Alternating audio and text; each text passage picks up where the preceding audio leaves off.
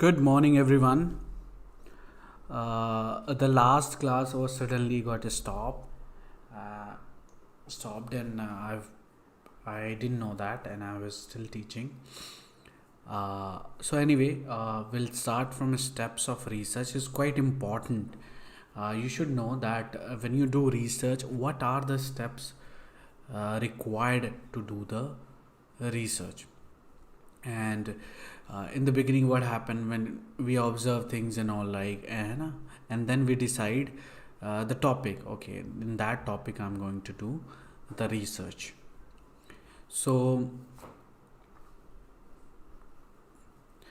when we start a topic, we begin with select a topic. That is our first thing. And then when we select a topic, and we identify the research problem. So what are the problem in the particular thing, what we are trying to show.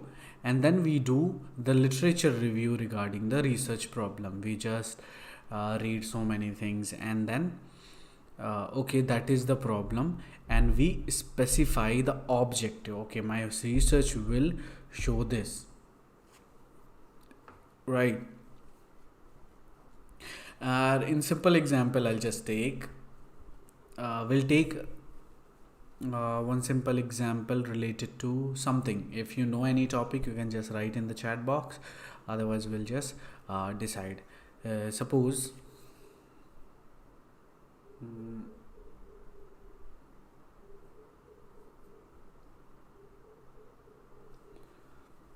okay, we'll just try to do our PYQ things. Okay, so our topic, because as we have been discussing about PYQ, right? So in that way, you'll understand more. We do one thing, we select a topic. Okay, it will be regarding PYQ, previous year question paper, and we'll define like how our question problem will be, like how that PYQ helps to crack the NTA NET exam. PYQ explanation. So we just did all the review will do and find out if anybody has done. So we find, for example, nobody has done it. It's for example, okay. And we did and our objective will be like, okay, my research will show that how PYQ explanation, previous year question explanation, helps to crack the exam. And even we don't have to study the whole thing, only the PYQ, through PYQ will pass. So that will be our like objective. That is what we are trying to show. And then we try to identify variable, framework, or hypothesis. So our hypothesis will be like, only solving PYQ will help you to crack the exam. So that'll be like our hypothesis. And then what we'll do, we'll just formulate the research design. Okay, how we are going to do the what we'll just start with, like taking couple of people for student, couple of students will have, and we'll just try to teach them PYQ explanation through. And so there'll be our sample. The overall population, we just have taken some of the important, some of the students to test our hypothesis there. So we have like 6 people we have chosen. Okay, and then we collect data, and also we collect so many. In that also, in the research design, we'll also choose like 10-year question paper, and we'll try to explain on the sample that we have taken, or that sample can be the question paper also, or it can be. So we just collect data after we explained everything. Explained all PYQ to our students, and they have taken the exam. We collected data from that, and we verify, okay, that is true, that the students who were doing PYQ explanation, they cracked the exam. We analyze the data, and we also test that hypothesis, and through that we understand, okay, that certainly helps. And then we, okay, they, before that they didn't study anything, they only solved PYQ and they passed the exam. So we did analysis, we hypothesis, and then we interpret like we check all the scores what they have scored, right? And then we prepare a report and evaluate, and then we share it to everybody. I mean, it can be in papers, it can be in magazine, it can be like your research paper and all these communications. So that all things happened, right? We did the research through it. So through that we can just explain. So first, simple, we select a topic. Topic can be, it can come through your own ideas. So like here, we'll take somebody's example, right? We'll just take Priya. Suppose Priya has something to research on, and I'll just take example of, she is like fond of gothic literature. Okay, she likes gothic so much. She always talks about horror movies or horror stories, horror literature and all. And also she's fond of, I mean, she has been reading everywhere, but in India she had quite few things to find out. Okay, is there any gothic element in Indian literature and all, right? So what she'll do, she'll just, okay, I need to explore this, I want to explore about gothic element in Indian literature. So what she'll do, she had no idea that what she want to do, she has the idea of gothic literature, and then the topic, and of course she is passionate about it, as she always talks about, right, gothic and all. So she's passionate about it, so the researcher is passionate about. So the researcher is who? Priya. Okay, and in the beginning and thesis dissertation may seem very broad because gothic is everywhere in the literature. So she'll do like, okay, I want to do in Indian literature only, so in Indian English writing, not Indian literature but Indian English field. So she'll just verify it, like, she'll just filter it. Okay, gothic is big. Okay, suppose there is one, if I would have just pen to explain it, it would have been better. But anyway, like, she's passionate about gothic, and there are gothic elements in literature so many places, Russian, German, everywhere, right? But she's mostly fond of English. So she was reading novels and all type of literature in which has gothic elements in American and British. But then she again shot out, okay, I just want to do only in Indian. So she filtered it, and now she has the thing that she wants. And now Indian literature, not only Indian literature, she'll again filter Indian English writing, right? So through that, Priya can do, okay, now the topic is cleared, I'm going to do gothic elements in Indian writing in English. So that will be her topic. Got it? And through that we'll just explain. And again, some of the question that she has to ask, why did he choose that? Why did she choose this topic? Because she's passionate about it, right? Passionate about gothic reading. And again, who are the information provider for this research? And she will find like, who will give me the information about the gothic element in Indian writing, and then what are the significant question, problem, issue for this. She'll just find why this gothic element is important in Indian writing in English, and where does the topic has importance. So where is it local by national or international? It can be national, international also, because most of the people are interested, but they don't know about Indian writing, where they can find and all this. So that'll be.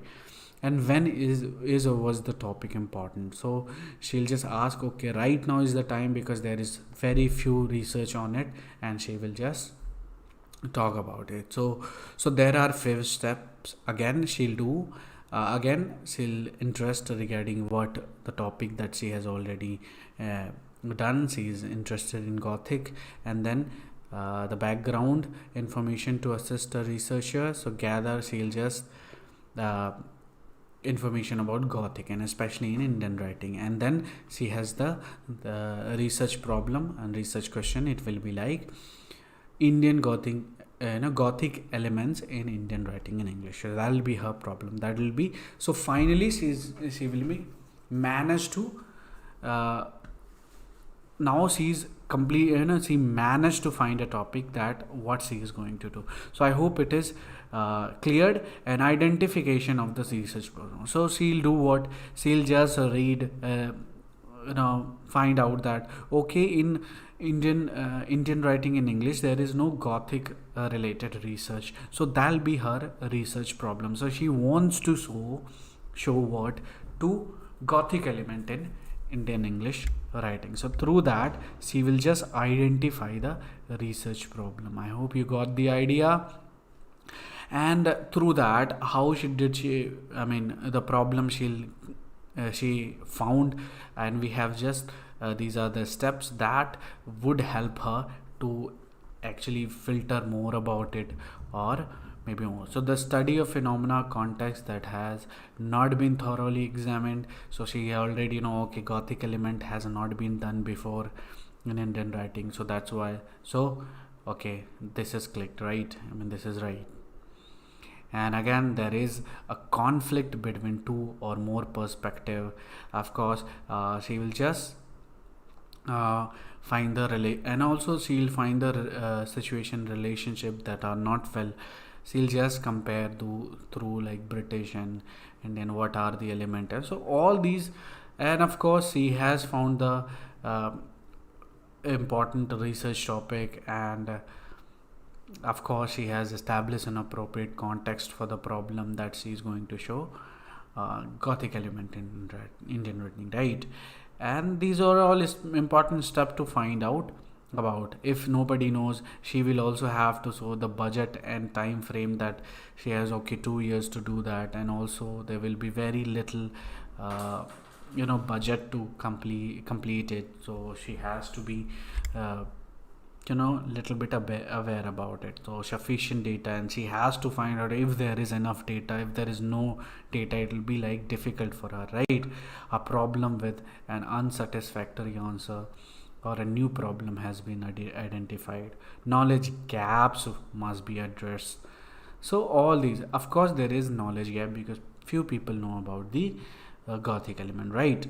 So through that, and also she will do the dot, she will just collect the data and enables to understand the problem clearly. There must be an ethical approach to problem solving, and conventional method of research can be used. So got it. And then the third step will be, now she has the research problem, that what she is going to do.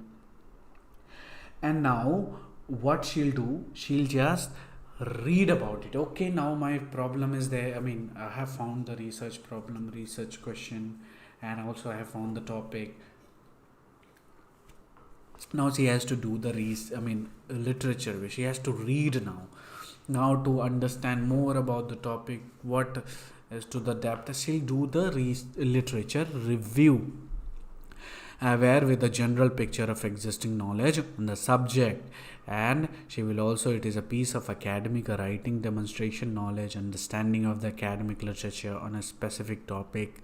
A literature review also include a critical evaluation, and this steps aims to become familiar with understanding the current topic. So all these, she will also go and find out about unknown topic within, unknown things, or studies regarding her Gothic element in writing in English. And she will also go and search in where, so Gangotri and Sodh Ganga, to find out if there has been any research done on Gothic element in writing.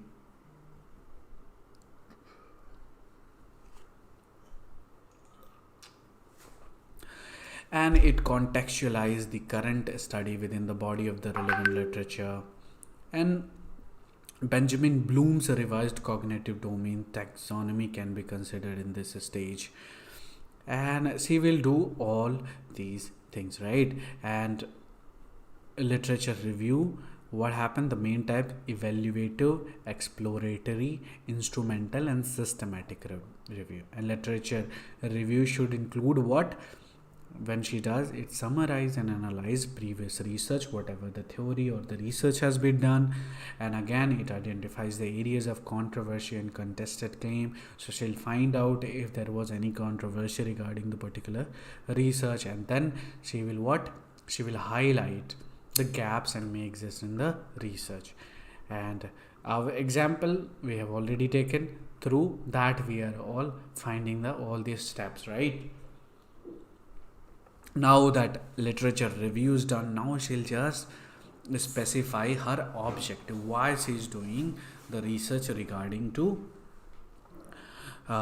Gothic element in literature. So the objective are the goals that you intend to achieve through your research. There may be one or more objective.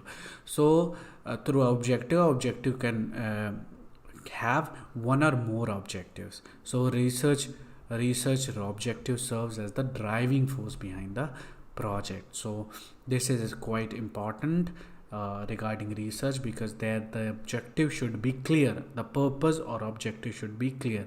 So like including the data and analysis of data and the conclusion reached.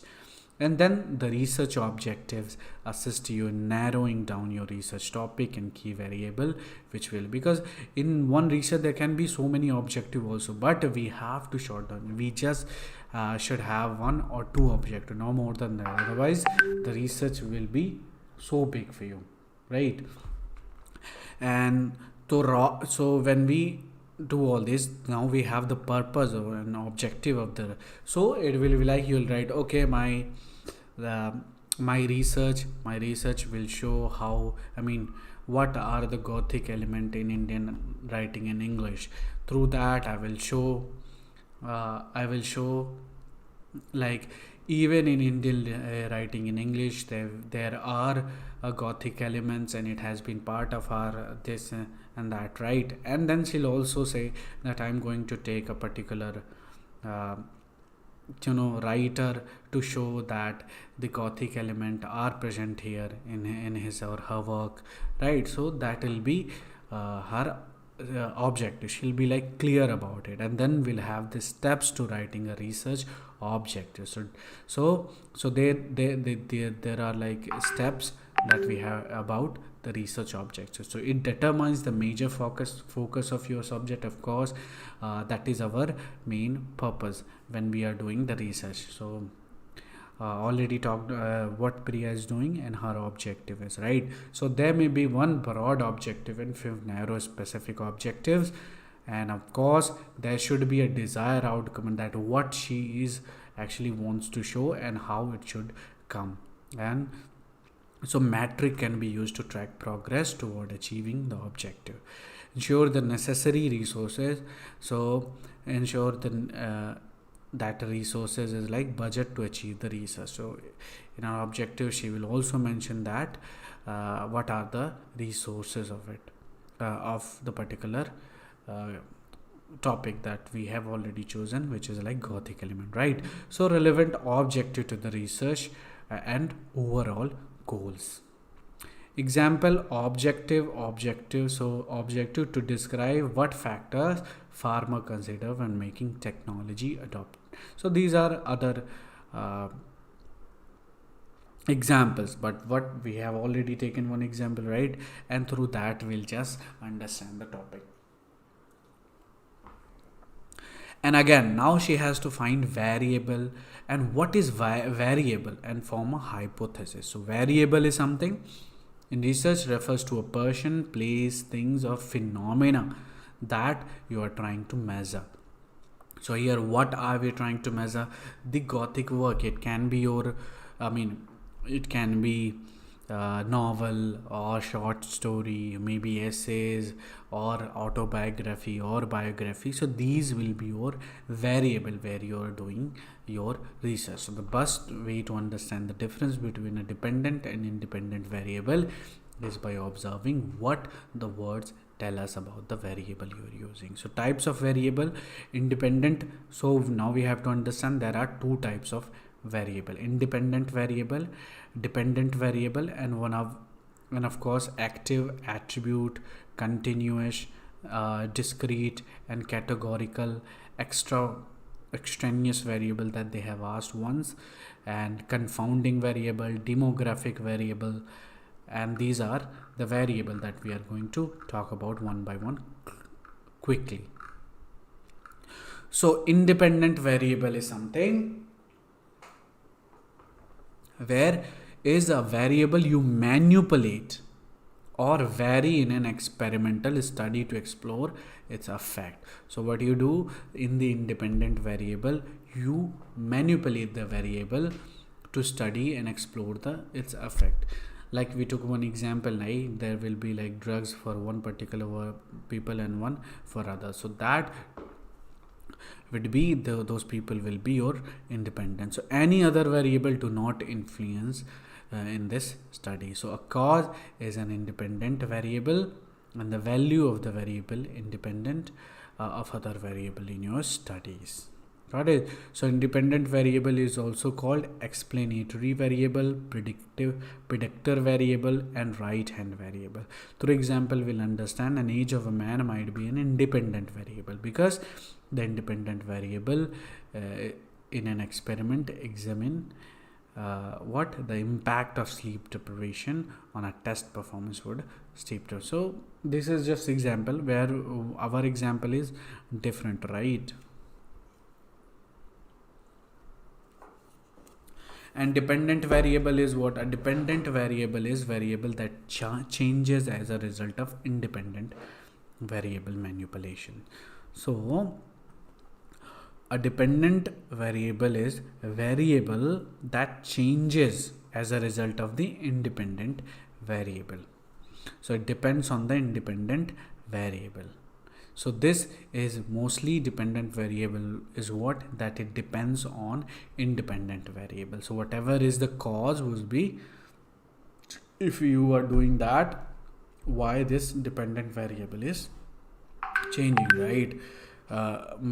So that is the dependent variable. Example, a student test score might be dependent variable since it depends on factors such as how much they study, how much they sleep, or they get, and even how hungry they are. So it affects me.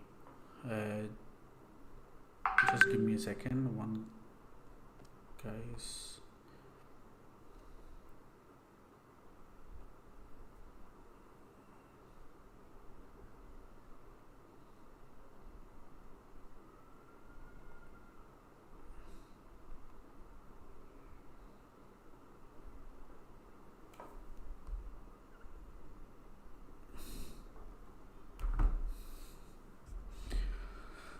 So I hope you understood. And what is active? Active variable is something that the researcher manipulates. It is under the control of researcher.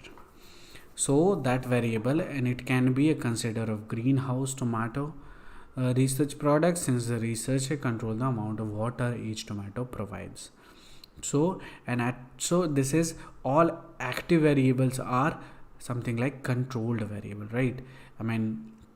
And then again we have attribute variable. Attribute variables are variable that cannot be modified, and these variable usually are something that are not altered during the study, that you can't alter, you can't manipulate it.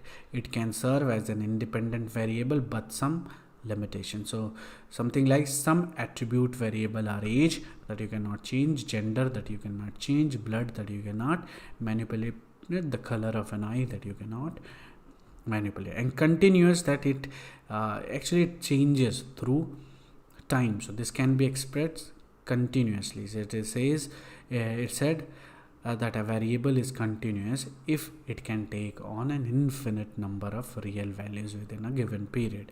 Example, the height of a student. The height can't take any value. The amount of time it takes to sell shoes, it is amount of the rain in inches that falls in a storm, and as well as the square footage of 2 bedroom. I hope you understood the continuous variable. And again, discrete variable that counted within a finite period of time. A discrete quantitative variable can only take specific numeric values, but those numeric value have a clear quantitative interpretation.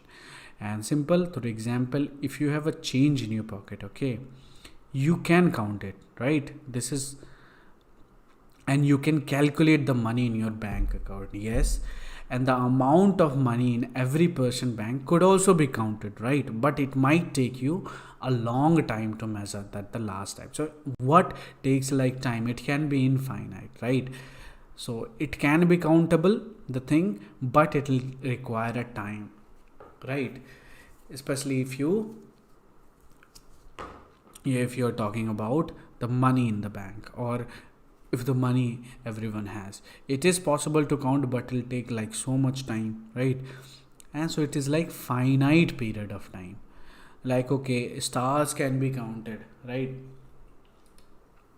But it'll take like finite time to do that. And categorical, quite important. Categorical is simple, like represent groupings, like okay, male is here, so male and female. I mean, you can just answer the gender, which gender it is, or the name, or the age. So these, whatever is categorized, so that is your categorical variable.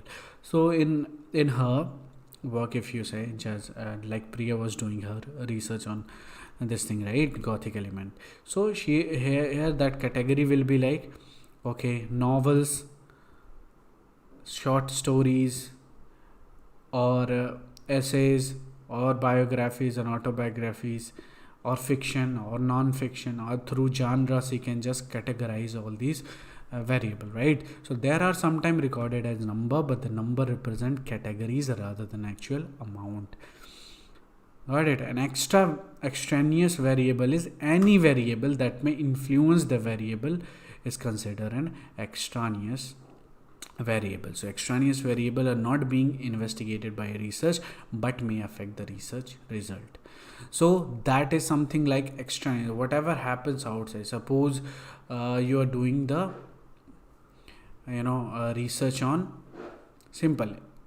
You are just in the case of participation taking a test in a cold room, the temperature would be regarded as extraneous variable. So some participant who are in hot places, right, they'll feel something, or if somebody is in too cold, the result will affect.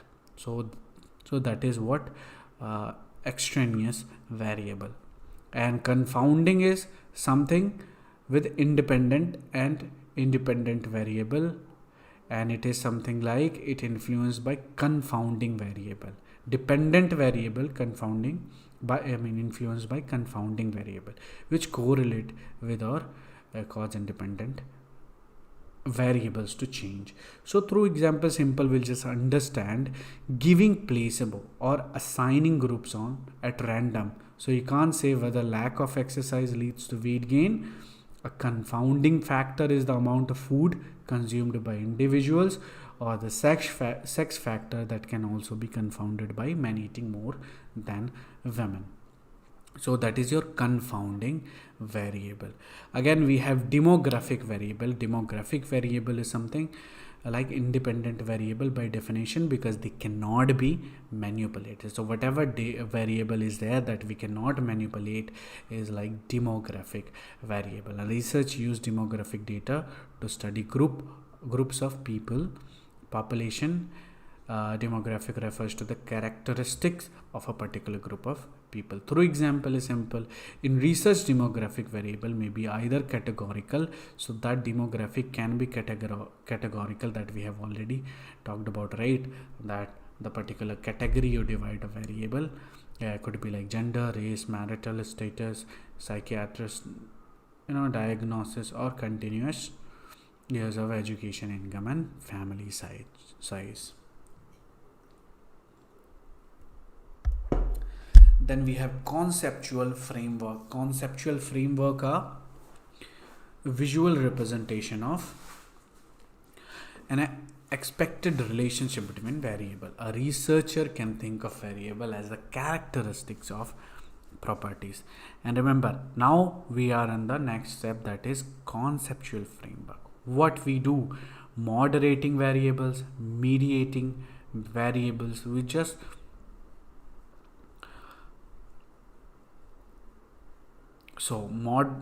moderating variable is a variable alters an independent variable's effect on a dependent variable. Consequently, the moderator alters the practical component of the cause and effect relationship.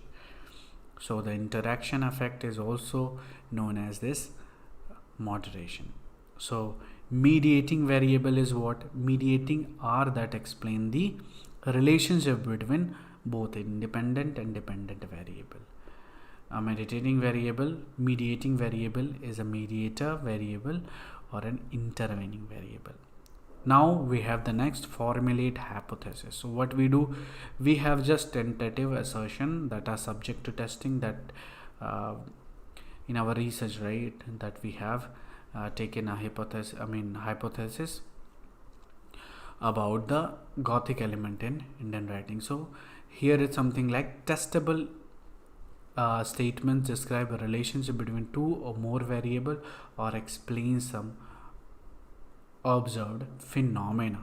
A hypothesis is a kind of a statement that can be tested by scientific research. If the research wants to test a relationship between two or more variable, he needs to write hypothesis before he start experiment. So before doing the experimentation or data collection, he has to or she has to form a hypothesis. So a good research hypothesis involves more effort than just a guess. In particular, the hypothesis may begin with a question that could be further explored through background research. Creativity and imagination are the forefront of the activity. So how do you form hypothesis? Hypothesis you form like it is a kind of test, your prediction about what the research will find. So here what we are doing, we're just finding about it, about the research. So what our purpose through to test that we form a hypothesis. So it is a tentative answer to research question that has not yet been tested. Correct. And one or more hypothesis can address different aspects of research question, and we'll just understand about these are the question quite important when you form a hypothesis. So is the language clear and focused? How does a hypothesis relate to a research question? Is a hypothesis testable? If yes, then how? What are the possible explanation of that the research might want to explore? Does the hypothesis include both independent and dependent variable? Can you manipulate a variable without hampering the ethical standard, right? Okay, the type of research we'll just talk in 2 minutes. I'll give you 2 minute break because already half an hour, and when we are back, we'll just talk about the research hypothesis. Okay.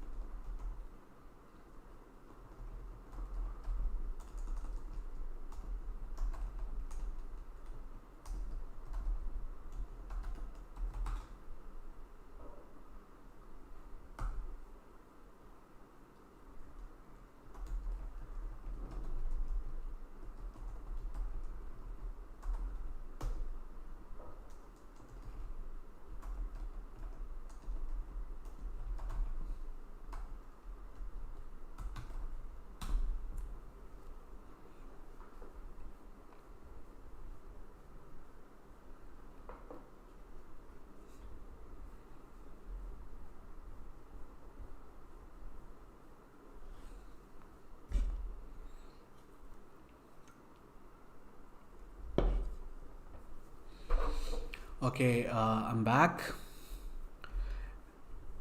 and now we'll just talk about the types of research hypothesis. But again, one more time, let's uh, talk about. Okay, we have already talked about all these. Now we are here in hypothesis testing, right? One more time that I would like to tell. Like we have taken one research, right, research topic, Gothic elements in Indian writing in English, and what will be your hypothesis in it. So if you know, you can just write in the chat box, or I'll just tell. Like the hypothesis can be something like, Indian writing in English, like it includes some elements, like it explores themes, supernatural, horror, and psychological tension. All these elements you will put in your hypothesis, and what you'll do, you'll just find that themes of supernatural, horror, and psychological, and the presence of Gothic element in an Indian writing in English reflect the influence of colonial literature and the cultural hybridity of the authors, right? And these elements you will, and also these Gothic element will also what serves as a means of challenge social norms and critique societal issues. So these are the things you can put, but into simple things we'll just put like, okay, Gothic element in Indian writing English. The elements will be themes, supernatural, horror, and psychology, and then you test it if it is there in particular variable. So variable will be something like, you will have dependent variable and independent variable.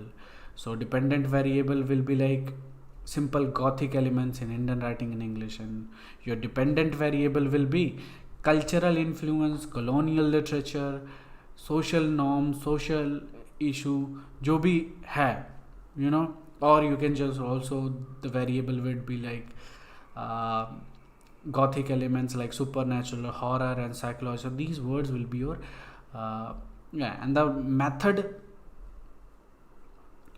What you'll do, you'll just also talks about surveys. You talk to the writers and all, and you talk about. So this is all, and we also talked about the purpose, right? What is our purpose? To find our Gothic elements and Indian writing in English, like through like supernatural element, all these things, even magic, and also simple hypothesis, that is the relationship between one independent and dependent variable. Okay, and complex hypothesis involve both. I mean, two more independent variable. Directional is what? Directional is the relationship between variables should be determined and is derived from theory. Non-directional is this hypothesis does not specify the exact nature or direction of the relationship between the two variable. The non-directional hypothesis is used when theory is involved or finding. Associative, causal, these are the type. And what we do is quite important for us is null hypothesis and alternative hypothesis. So in null hypothesis, you'll just ask like, okay, there is no Gothic element in Indian writing in English. That will be your null hypothesis, and you'll search that null hypothesis, and then when you do that, you will find, okay, there are elements in Indian writing. So that will be your alternative. So hypothesis can only be tested first by null hypothesis. If null hypothesis, if it is true, right, null hypothesis, then your research will be like, okay, there is no Gothic elements, then it is invalid, right? But if that is false, null hypothesis, then the alternative hypothesis comes, and what the answer would be like, okay, your research is valid. So H0 denotes the null hypothesis, H1 indicate alternative hypothesis. So for example, H is simple, your hypothesis that Gothic's element in Indian writing English, as we are taking the example, right?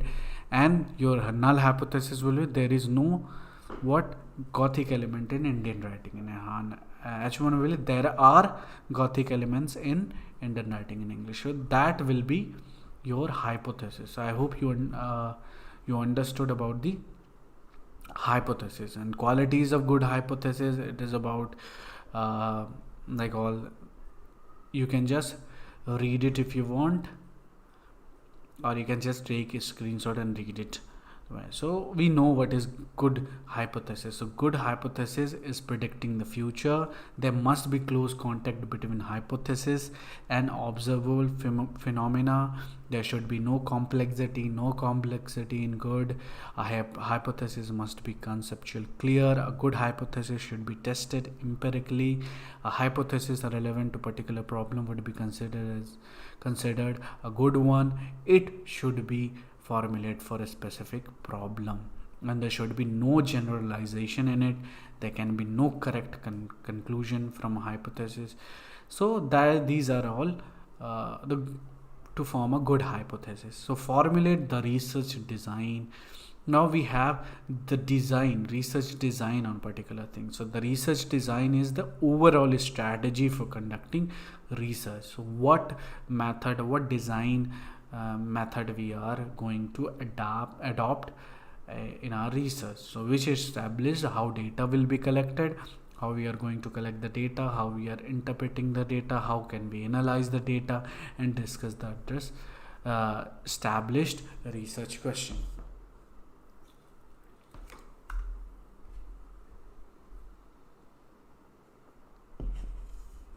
Right. And again, we'll just talk about what kind of data is required.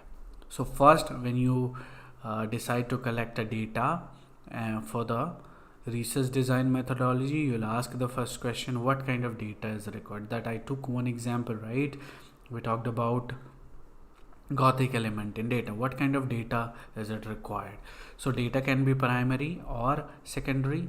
So in secondary data, we can just take whatever the research as or interview, somebody has done it, you can take it. Or primary data will be like your own doing. You just go and do the interview to the author, and you ask them if there is any element. So these will be your data. And also data will be some particular work, some book or novels in Indian writing in English, right? So there are related to Gothic. So you'll find all this, and how long it will take to complete, or at time how long this will take us to collect the data, and how will the data be collected, how I'm going to collect the data, and what will be the size of the sample, how many books I'm going to take to analyze this, to test my sample, and how will data be analyzed, how I'm going to analyze the data. So it's like data you'll analyze like something you'll find in themes in work,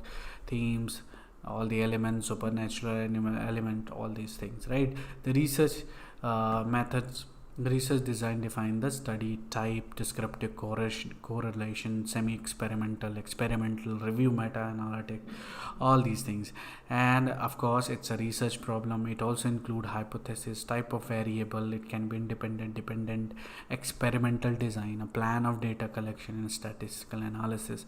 All these are to ask for. These are the questions that you have to focus when you design your research. Research design types. There is one descriptive research that we already talked about, where you will have like research like particular, instead of answering why a particular research problem, it helps to answer what, when, where, and how the question regarding it. So descriptive research design you can use. You can also use correlation research design, which is something that non-experimental research technique, relationship between variable and examined without the research controlling and manipulating them. And you can also choose explanatory research design. This research design aims to determine why certain events occurs when limited information is available. Example, if an animal shelter attempts to find out why cities tend to experience an increase in animal being abandoned, there may be some influencing factors such as higher population, but no conclusion can be drawn.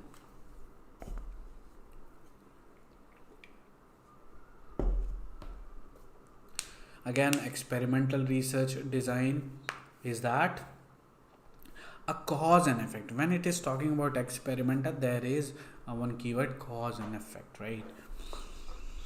So what you are doing with independent and what will be the cause. The next one is your dependent variable. The cause only you can see in dependent variable. Correct.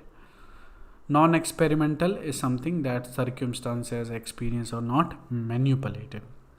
Relational design, comparative research, non-experimental research. Then we have flexible research design. Flexible is that allows the experimenter to modify based on the interim feedback. Example, case study, ethnographic study, grounded theory study, conclusive research design. And again, diagnostic research, as I told you now, that design attempt to identify the cause of a particular problem. So that is also there. Conduct sampling. Our next stage is sampling. So what sampling mean? Sampling occurs when a subset of the population is selected. So there are so many things. I mean, it can be people, it can be books, or it can be you take from those things a particular set of things, right, from the entire population. You take it from it, and that will be your sample. So like in 100 people, you took 3 people to do your research. So that 3 people what you have taken is your sample, and sample is quite important topic in topic here, because you might get the question. So population is the entire population. Like, okay, we are taking from the books. So there are like we hundreds of books, right? Thousands of books. So you just select the particular book. Like we are selecting here Gothic. So you related to select Gothic elements in the book. You take that thing. So that'll be your sample. So it can be anything. It can be also people, like entire population. You're taking 100 out of that, or 100 out of particular, not only simple entire thing, but is like here we are taking Gothic books, right? I mean, like horror books and everything. You just select few of it. That will be your sample. And types of sampling is important in your exam. What is probability sampling? And then again another is what probability, and the next is, just give me a second, non-probability sampling. So first you understand two things: what is probability and non-probability sampling. And probability is that it involves random selection, allowing you to make strong statistical inferences about the whole group. And the probability samples are samples in which every unit in the population has a probability greater than 0 of being selected, and this probability can determine accurately. So when you do a research, you need what sample, and the good sample is the probability sampling. Like you're getting the right sample for your research. And non-probability is mostly like relate to your comfort. Like it is the chances are like so less, I mean, that you won't find a good sample for you in non-probability. And every student has known non-zero probability of being sampled. It involves random selection at some point, and probability sampling includes simple random. What most researchers do, they do the simple random. Through that, they it has the chance of each member of the population being selected is equal in a simple random sample. And to conduct this type of sampling, we use we can use tools like a random number generator or the technique. Suppose out of 250 employees, 25 names are drawn from a hat or from one box, and in this way the population is all 250 employees and the sample is random because each and every employee has an equal chance. So not much to talk about in simple random sampling. Systematic sampling is like you create in regular number. Suppose you have like 100 people in the list. You do like okay, you just put them in one line. You select okay 5th number and then 15th number, then 25th number, 35th number, and so on. So that is your systematic sampling or interval sampling. Through the name we can just understand. Again, another we have stratified sampling. And stratified is like you divide everything in subgroup like strata. So it can be like through example we'll just understand. Suppose there are 500 female and 300 male employee in a company, right? So this sample reflect the gender balance. So within the company, so we sort out into two strata based on gender, male and female. Then we use a random sampling on each group, selecting 50 women and 30 men. So there'll be everything can be selected through strata. Strata can be group. It can also be something like, there are male, female, or through strata, through age also you can just do over 60, there are over 50 or over 30 or a child. So through that you can just select few from here, few from here, few from here, few, right? So that is your strata. I hope you understand strata. And then again, probability proportion to size sampling, PPC. So a smaller group has a greater chance of selecting a member than a large group when samples from different size subgroups are used and sampling is conducted with the same probability. So through example, we'll just understand that a sample of suppose 20,000 members are there, okay, would likely to select 1 out of 2,000. So we are just taking how many? 20, right? From 20,000. So 1 we are taking from 20,000. So like 0.5, another sample 10,000 member would have a chance of 0.1%. So through that is like PPC, probability proportion to size sampling. This also you have to cluster. Cluster is also something like similar to strata, but here what is the difference? That it involves dividing the population into subgroups, but each subgroup should have similar characteristics to the whole sample. It is also called multi-stage sampling. So instead of sampling individual from each subgroup, a researcher randomly select entire subgroup, right? So simple example is like there are a group of through example, if surveying household within a city. So if we are trying to survey a household within a city, we might select 100 city blocks, okay, and then interview every household within the selected blocks. And another example is the company has office in 10 cities across the country. We can't travel to every office to collect the data, right? So we use a random sampling to select 3 offices out of these cluster. Let you understand. And multi-stage sampling is the implement cluster sampling. It is also similar to cluster, and it is complex form of cluster sampling. 2 or more levels of units are embedded in one in the other. So in research, multi-stage sampling takes samples in stages using smaller sampling units at each stage.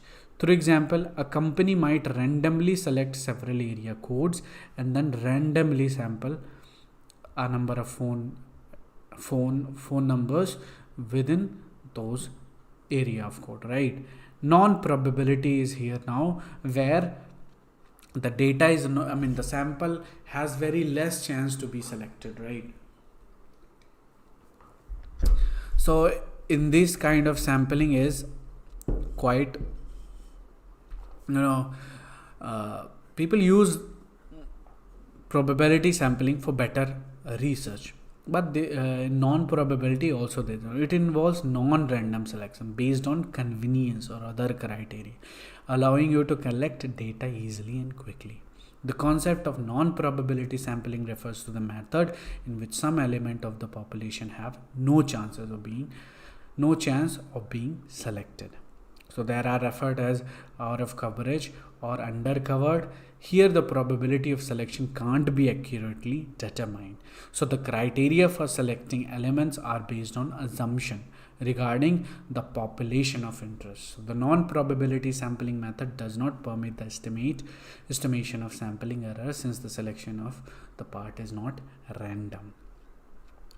So these conditions give rise to exclusion bias, which limits the amount of influence. So simple in that the thing are that the chance of being selected, there have like no chance of being selected. So the original sample that we are thinking about, we might not get it because of our convenient, because if we are taking probability sampling, it's so good, but if we are taking non-probability, the chances of being the correct sample is would be a little bit difficult. So quota sampling, that question always comes.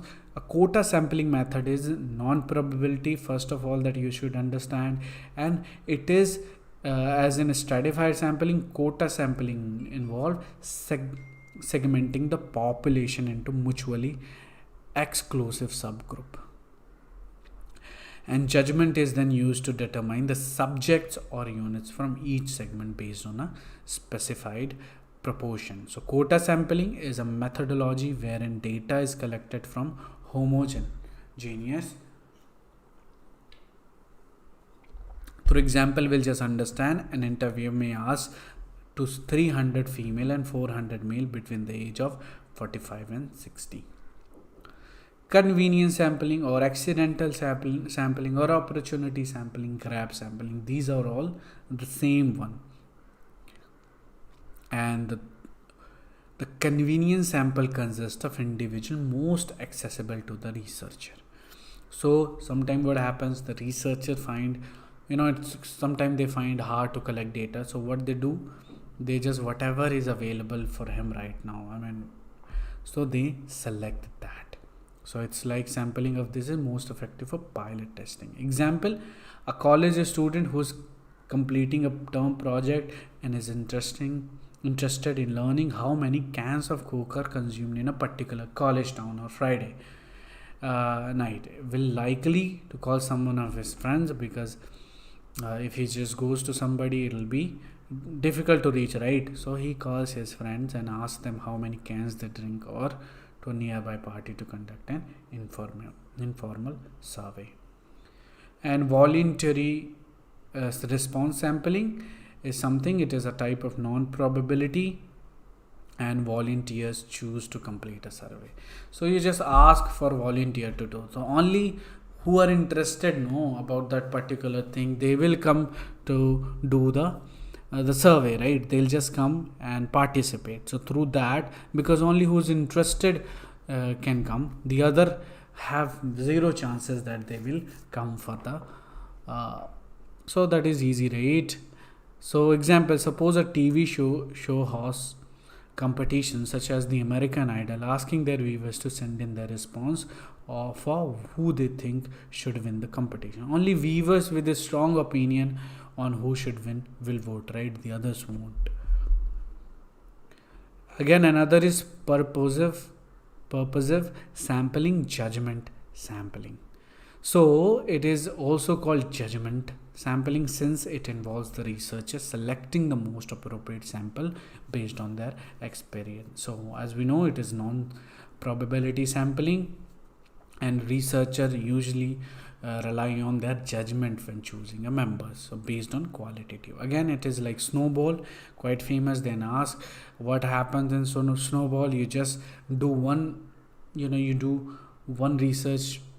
I mean, you take sample of one person, and then that person says, okay, you should go to that person, and because he knows that you don't know the other person, but the person that you took for the sample, right, he asks you to go to that place also. So that will be like snowball. So a snowball sampling strategy include finding a small group of initial responders and using them to recruit. You ask them if you know somebody that he can, suggest that if the person that he can take for a sample. So through that to recruit additional responded. So it is been beneficial in cases where the population is hidden or challenging to enumerate.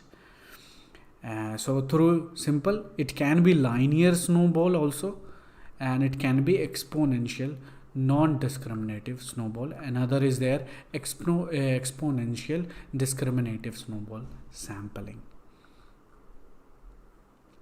So linear is simple. The research uses a straight line referral sequence that begins with a single variable. He does the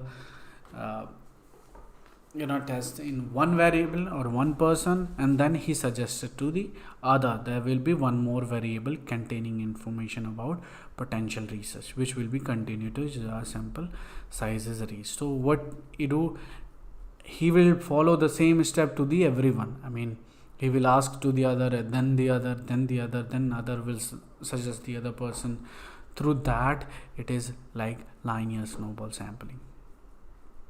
Again is exponential non-discriminative snowball. It runs on a geometrical chain sampling sequence. Here forming a sample population start with finding one suitable. He will do find one suitable participant, and this participant refers to many potential research subject, and the process continues until you or the researcher have sufficient participants. Exponential discriminative snowball sampling is their potential variable are screened before inclusion in the sample. The systematic investigation is limited to variable that meets the screening criteria. Example, suppose a researcher is researching the experience of homelessness in the city. As there is no listing of all homeless people in the city, it is impossible to conduct a probability sampling.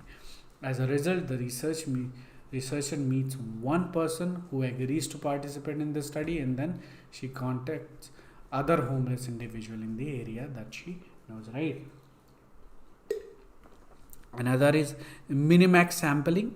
Minimax sampling is an imbalanced data set, can be reassembled using a conservative method known as minimax sampling when the sampling does not correspond to the population statistic. Line intercept and the panel sampling. And when we do, minimax is the sampling ratio does not correspond to the population. Line intersect, it is a method sampling element with a region in which a part is sampled if a chosen line segment known as transect intercept the aspects.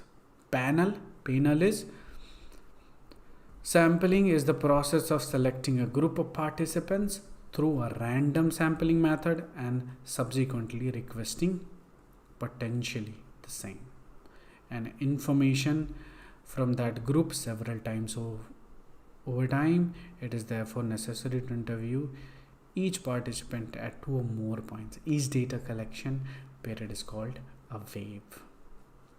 Sample error happens only when the results are typically subject to some error.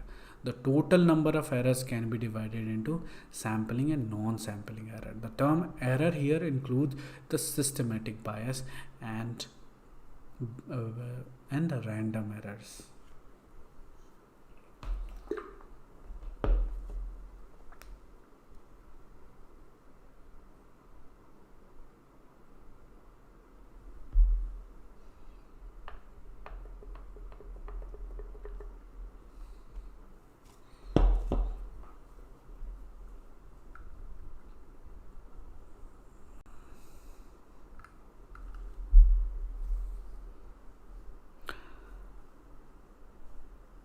Sample error.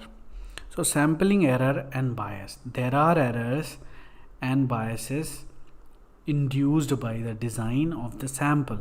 There is disparity between the representativeness of the respondent that leads to sampling error. They include what?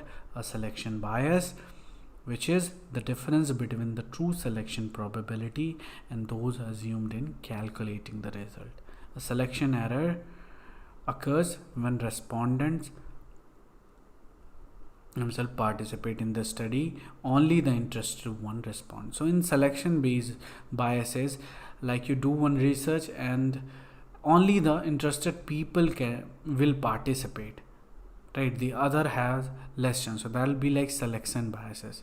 And random sampling error is variation in result due to random selection of the element in so like in the random selection, what you do, you just select first whoever comes, quickly. So through that also the error can come. And non-sampling error are starting with over coverage, under coverage. So data collected from population of the outside of the sample, and the sampling frame does not include all element of the population. Measurement error is an error occurs when respondent do not understand the question and cannot answer it. Processing error, mistakes in data coding, and non-response participation is failure to obtain complete data from all selective individual. Population specification error is a population specification error occurs when researchers don't know precisely who to survey. So it happens, in many research people do like this. They don't know what to that who to survey. He just randomly just go and ask about that. Through that also there will be error. Sampling frame error arise when researcher target the subpopulation wrongly while selecting the sample. Anyway, again it data collection and verifying data. As I again tell you, there are two type of data, right? Primary, secondary data. Quantitative data talks about what numbers, statisticals, and example, revenue in dollar, weight in kilogram, age in month of year, all about the numbers. And qualitative data is something what it is descriptive and conceptual finding gathered through questionnaire, interviews, observation. And examples, you can diary accounts, document, case study, photographs, audiovisual recordings, transcription and description. Mixed data is of both, and who uses like Spotify, Airbnb, and it uses qualitative and quantitative both data. And primary data is what that your first hand information, data collected directly from individual is first hand data, and data derived from primary sources are fresh data sets that are unpublished, unused and unaltered. That is your work, right? And it can be interviews, surveys, questionnaire, experiments, observations, focus group, document, review. What is secondary data? Secondary data is that it is a second and you gathered from other individuals or other organization or published resources, like in papers, all the research paper and all these things can be a secondary data. It is most likely to collected already by some professionals and hence considered accurate. In secondary data is collected by some other than the user. Example can be magazine, newspaper, books, journal, and other secondary data sources are included in the secondary data. And data management plan again is how do you manage the data. Data can be a safeguard that if he is collecting data from people, names, identity, numbers. To minimize distortion, a researcher must perform transcription or data entry systematically if he collects data through interview or pencil and paper format. A researcher can prevent data loss by having an organization system routinely backed up. Again, the next step is data analysis and hypothesis. As we have already talked about what is hypothesis, right? How do we form it? What are the steps to follow? What are the steps that you have to be aware of before formulating hypothesis? Right. So in data analysis, now we do data analysis and hypothesis. Whatever the hypothesis that we have made for our research, here in the step 9th that we are going to test it. So through testing is what सबसे पहले the first thing is the data analysis step. So for data requirement, first we have to decide what kind of data and inputs are there. It can be categorical, numeric, or primary, or secondary, qualitative, or quantitative, right? So then data collection. Data collection is like it can be interview, online resources, reading, or all the, and then we process the data. This like arranging the data in rows, in column, or in category based, or a spreadsheet, or or we choose statistical software. Then data cleaning, we just remove the unimportant data or whatever the duplicate things are there that we can just remove. And then explanatory data is something that will include like various technique referred to explanatory data analysis to understand the message contained with the obtained data. And it can be descriptive research, data visualization can be your graphs and all, right? And algorithm, mathematical formulas, model, and then the data product, a computer application that takes data into inputs and also gives us the result. And then the communication, so whatever the data we have reported, we just make it in many format, analyze users in other meet to their needs.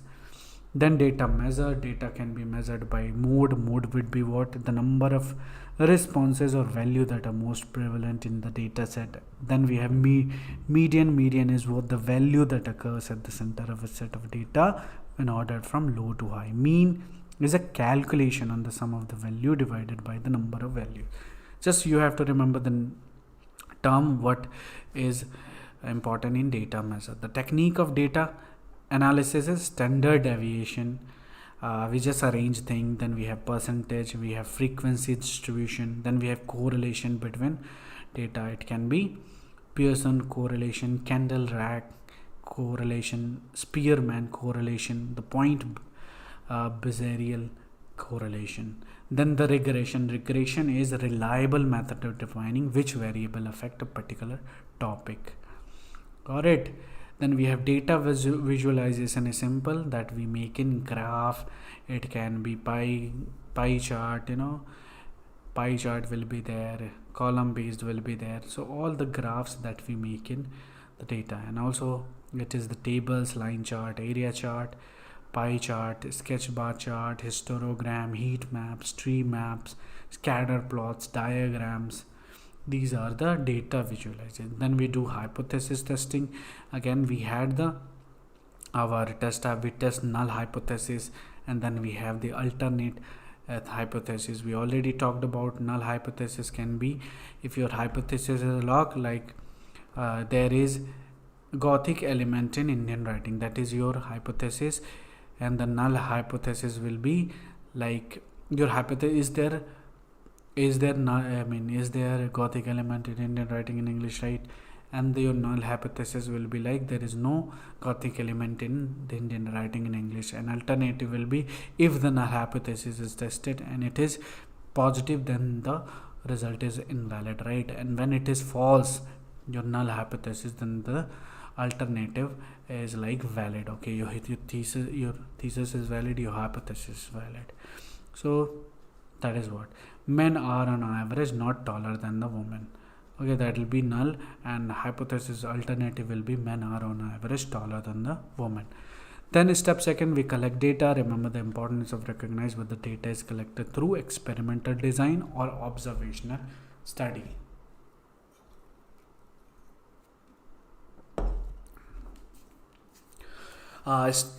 And then we calculate a statistical test. So there will be like low p-value, you will understand, and then construct exception and rejection. We now select if the null hypothesis is accepted or rejected, and then we present the finding in the result hypothesis after testing. And if we find that okay, there are the alternate hypothesis is valid, our hypothesis is valid, we can just report the findings, whatever is there, right? And a statistical test, we have to remember the test tells you that how much your data differs from the test and null. So it will be like p-value. P-value is tells you the likelihood of obtaining your result if the null hypothesis is true in the population. And a statistical test come in three main varieties: comparison test, regression test, and correlation test. So alpha value is what a significant level of or alpha level is the probability of making the wrong decision when the null hypothesis is true. So when null hypothesis is true, obviously your hypothesis is like invalid, right? Alpha level sometimes just significant level, and it starts with 0.55%, but other levels are 0.1 and to 10.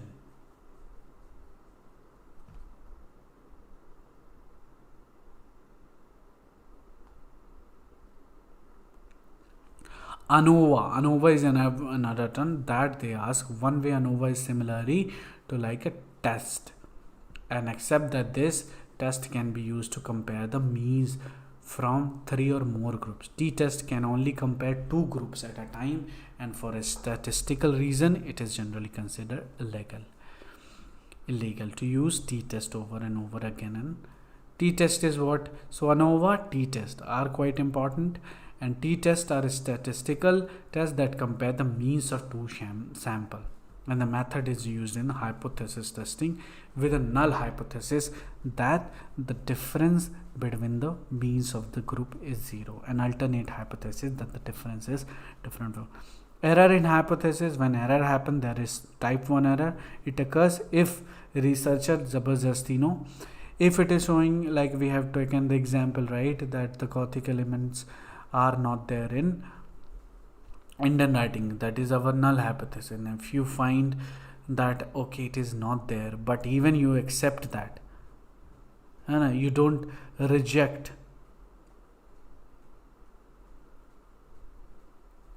you accept it and you reject a null hypothesis that it actually true in the population, that is your type 1 error. Type 2 error is if researcher fail to reject a null hypothesis that is actually false in the population. Okay.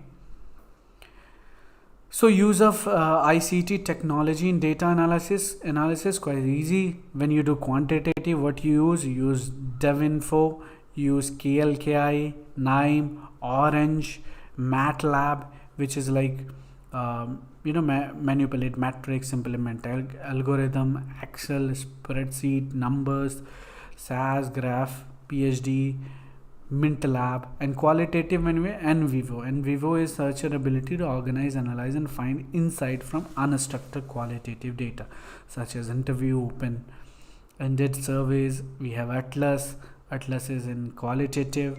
We have MaxQDA, and then we have SPSS text analytic. We have Transana and generalization. And when we do generalization and interpretation of data, we have, it is our 10th step, right? So once the data has collected and analyzed, the researchers must draw inference followed by the writing report, right? So when we find the data, whatever the data we have, we interpret it, we generalize it, and the whole purpose of doing research may be undermined. So interpretation is the only method by which the researcher can uncover the relation and processes underpinning his findings. So the research may be able to build a theory based on hypothesis that has been tested and supported several times. The real value of research lies in ability to generate generalization. Reporting is whatever we have found, we evaluate, and then of course make a report regarding to it. So type of research can be qualitative research report we make, systematic investigation. An education research report is determined to allow a student to apply their knowledge and develop skills in the planning execution of qualitative. Then qualitative research report tend to be descriptive in nature. We have quantitative research report, numerical, statistical, again it is all in numbers. Technical research report, a detailed document that are prepared for industry based. Popular research report that everybody do, like popular research report are written with a broad audience, individual who do not necessarily have the background in the study field. Steps of writing research report. What do we do? First we create a title, right? And then we create a table of contents. Then we had the summary of particular thing. Then we have the background or the introduction. Then what the literature review we have done. And sixth is research method and account of investigation. What methodology we have chosen. And then we finding the research. I mean, we just report whatever the findings we have. And in the eighth step, we have the discussion. And 9 is like conclusion. And at the end, a reference and appendix. Right? And step 12th is communicating the research finding and possibly a recommendation. So what happens here?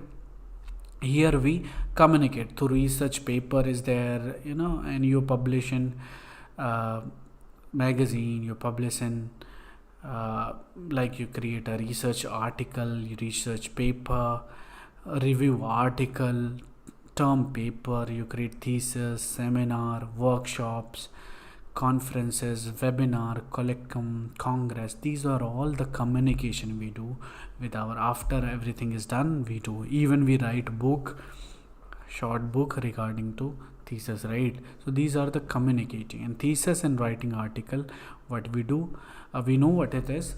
And format of thesis should be in the beginning title page. It should include content keywords, indicate the title, author, supervisor, place and date of thesis. And just wait a minute, my bad.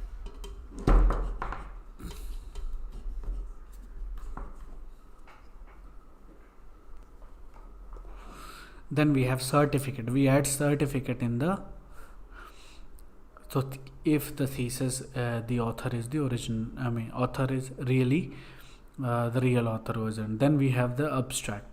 In abstract, what we put: research problem, methodology, what key findings are there, what are the conclusion also. And next we put also acknowledgement. Acknowledgement is the expression of author's gratitude, like who else are in, who else has helped in this a particular topic or thesis, like advisor, sponsor, funding agencies, colleagues or technique. Table of content, then we put, and then we have the list of figures, the figure number of figure title and the page number each figure, right? Then the list of the tables, then the preface we have, then we have the chapters. In that chapters, what do we do? The introduction, then the review of literature, then what methodology did we use, how did we analyze the data, then we results, finding, then we have discussion, then conclusion, and at the end recommendation. And at the end of the pages we write bibliography and appendixes. Got it? And we have article writing. What happens in article writing? We start with title and the authors, of course abstract, then introduction, then material and methods, results, tables and graphs, discussion, acknowledgements and references. Style of referencing, APA quite important, and this is not for humanities, right? It is for social and behavioral sciences. So APA general, we start with 8.8 inch. The format should be 11-inch paper. There should be the 1-inch margin on all sides, and there should be a title page, a reference list and a byline. Use a font such as Calibri font should be Times New Roman or Calibri. There should be double space, the whole paper, and the left hand side text alignment, and there should be an indent on the first line of the each paragraph by 0.5 inches.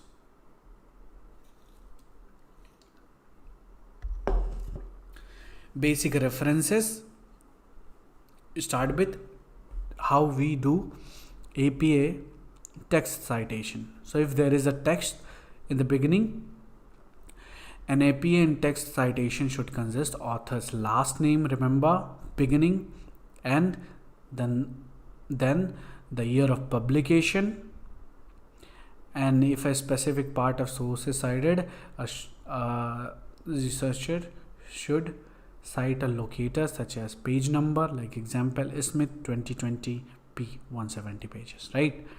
Multiple author, if there are one or two author, you just simply do both of them. First presentation is Spivak and Jones. Again, the first one should be in the beginning, and then Jones, then comma 2020. Narrative, if the book is a narrative, citation is Spivak and Jones. Book citation, if you are citing a book in APA format, what is the first thing? Author's last name, then first name, then publication date, then the title of the book is in italic, simple, right? An edition of the book, if there are, then the name of the publisher, then hyperlink with DOI if you have, or last name or first name. So this is the format: last name, then the first name, then the date, title in italic, then the edition, then the publisher name. Example, Smith T. T is the first name which comes here. Last is the first. Last name, first name, then the date 2020, then the name of the book in italic, the citation manual for students, a quick guide, then second edition is there, then the dot. Remember the dots are there, no? Only one comma is here, which is after last name. If you are citing a journal and periodical, it start with author's name, first initial, follow the surname, publication year of article, title of the article, then the title of the journal in italic, the volume of the journal in italic, the journal issue number should be put in bracket, no italics, page should be the article. Example, Andrew, last name, comma, W, then full stop, first name, 2000, then the full stop, then the name of the magazine, right? No, the name of the article, the evolution European model of professional sports finance, then the dot, then the journal which is in italic, and of course the DOB number, the page number, then we have the DOB, or you can just cite this, whatever the DOB is particular. So electronic resources, if you are adding some online resources, it could be author's name, then the last updated publication, then the title, then through example you can just simply understand through that.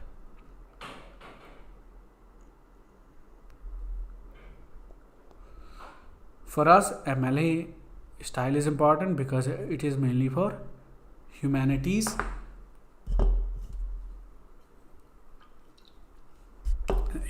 subject, and we use 9th edition. The most recent is in 2021, and it starts with white paper should be there, 8.5 to 11-inch paper. It should be written in Times New Roman. The font should be 12. Okay, indent the first line of the each paragraph. So whenever there is paragraph, you have to indent the first line, and 1/2 inch from the left margin. So MLA recommend using the tab key. Always use tab, not space. Okay, what most of the people do, that they space till that is in indent, but it should not be. It should be one tab, pushing bar, because people put 5 times bar, but they recommend tab. 1-inch margin in all side, double spacing, and paragraph should be intended, like I said in here, one tab, and contain an MLA heading. So that is the format, right? The format of the page or page setup, you can just say. MLA referencing is there. Start with author, then the source title, then container title in italic, then the other contributors, then the version, number, everything should be in comma here. So author, we'll just see the example and then you will understand.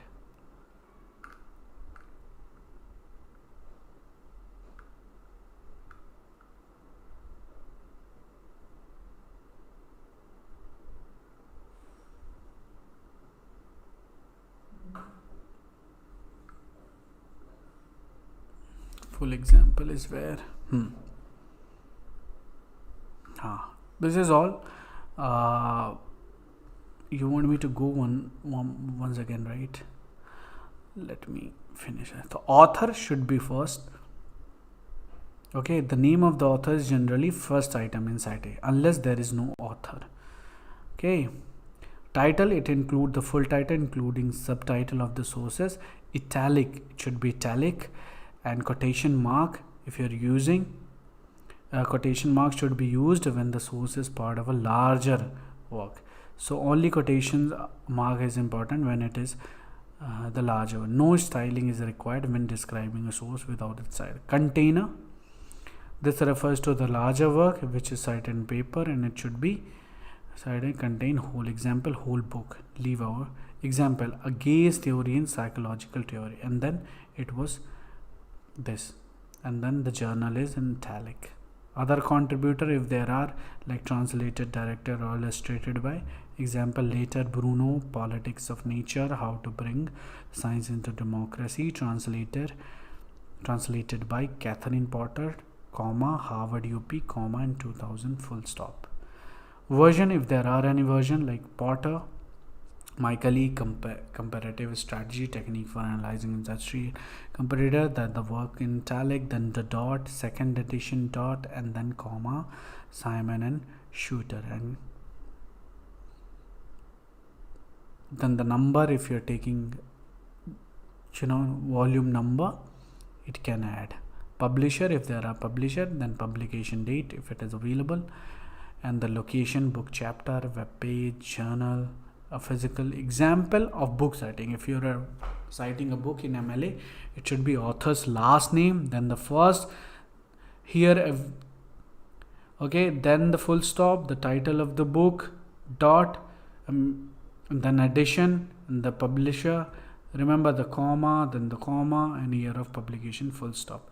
Like Ankit Sharma last name, comma, then first name Ankit, then the dot, then the name of the book, Easy Handbook on Culture Studies in India, a quick guide, then the dot, second edition, it is, if it is the edition, then comma, Notion Press, then comma, and 2020. Right? Example of journal citing, if you are citing a journal, author's name, last name, author's last name, then the first name, full stop, then the article in comma, in quotation mark, then the title of the journal if there is volume, then comma, number of issue, then the month of the publication, then the page, and the DOB if you are citing a journal. So like Endref Vladimir, Endref comma, Vladimir, full stop, then the title of the article, the evolution of European model of professional sports finance, then the comma, then the full stop, then we have in italic, Journal of Sports Economy, the name of the journal, volume 1, if it is 2, then the comma, number 3, September publication is there, right? Publication, month of the publication first, and then dot, the year, then the page number, comma, and then the DOB number. If you're citing a web page would be like author's last name, first name, title of the work in quotation mark, then the website, date of day or month, year of publication, like Ankit Sharma, comma, Ankit dot, how to tackle poverty in growing India, how to grow big. It was the magazine, right? I mean, whatever the website was, 10th April 2021. Then the DOB, www dot, whatever is there, right? Example of newspaper, if we are taking newspaper, like Gabriel Popkin, remember Popkin first name, author's last name, and then the Gabriel, full stop, Then the article name, what is it? Global warming could unlock carbon from tropical soil, full stop, and then quotation mark close.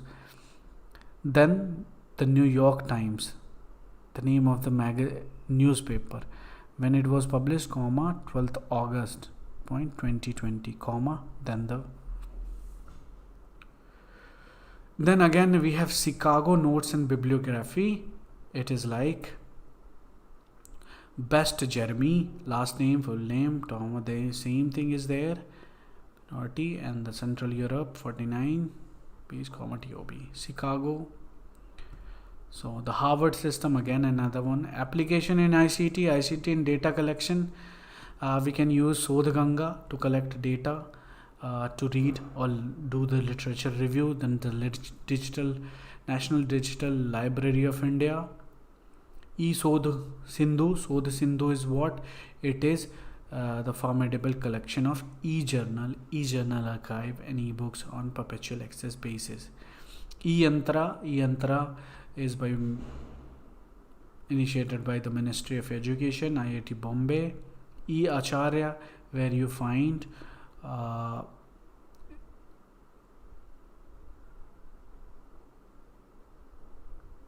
e-books portal for all subject or all faculties. E-Acharya is an integrated e-content portal developed under National Mission of Education through ICT.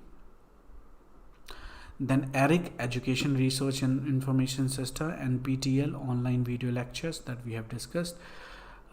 E-Vidwan, where you will find the guides and it collects the experts and research scientist profile and makes them available on request. Other data collection, Google Scholar is there, Microsoft Academic Research, Mendeley, SSNA. And ICT in data collection, we have we already know, if we are collecting quantitative, we use DevInfo, Elkey, NIME, Orange statistical package of social giants, and we have R, MATLAB, Microsoft Excel, SAS, GraphPad, Prism, Minitab. If it is qualitative, we use NVivo, Atlas, MaxQuida, SPS Technology, and Transana.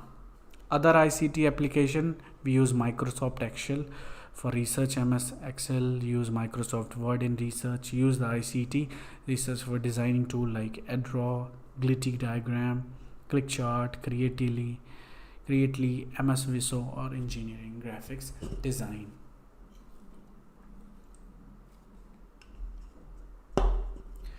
We have for plagiarism tests, we use Sterntin, we use Grammarly, we use Urkund, we use smallseotools.com. Use of ICT, application reason, bibliography, we can use BibMe, Citation Machine, Citavi, Citefast, Citaliter, Dossier, Recipes for Success, Autobib, Scribble, Refdot, Zotero, EasyBib, Cite This For Me. And at the end we have research ethics. So when you do the research, you have to follow some ethic, that it should not be a fraud work or fabrication or plagiarism.